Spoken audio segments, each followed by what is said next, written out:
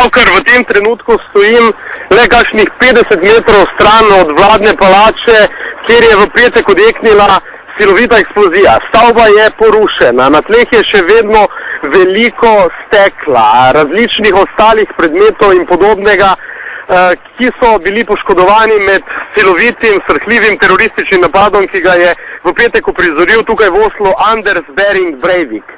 A vladna četrt, razen res najožjega mestnega dela okoli vladne palače, je sedaj ponovno odprta za javnost. Ljudje se tukaj že sprehajajo, pravkar stojim nasproti vladajoče laboristične stranke, ki je, kot rečeno, le nekaj metrov stran od vladne palače in življenje se sem počasi vrača.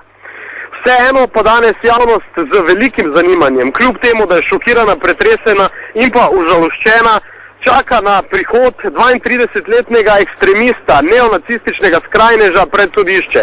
Kakor so mi ravno kar pred minuto povedali norveški kolegi, ki se pripravljajo na televizijske vklope, naj bi pred sodišče stopil danes ob 1.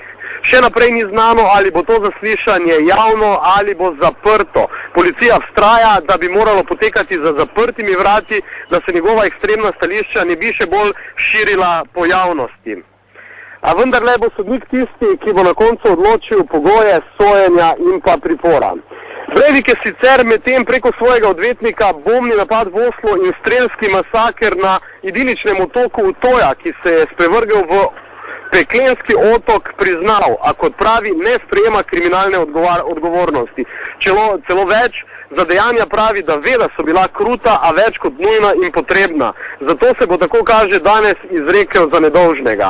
V norveški javnosti pa se sproži tudi vprašanja, ali bi bilo vendarle potrebno zaostriti kaznovalno politiko v državi. Kakor vemo, je tudi za tako strašne zločine možna najvišja kazen le 21 let zapora. Javnost pa še naprej preučuje tudi 1500 strani dolg manifest, deklaracija o neodvisnosti Evrope, ki ga je Breivik objavil pred napadom. Tam sam sebe imenuje za križara templarja, lovca na kulturne marksiste in borca proti muslimanom in pa multikulturalizmu. Želi si konzervativne, zaprte in pa etnično čiste Evrope. 1 uro preden naj bi Breivik danes torej prišel pred sodišče, pa bo Norveška za 1 minuto utihnila. Državni vrh je namreč zapovedal minuto molka v spomin na žrtve. Vseh trupel pa zaenkrat še vedno niso našli.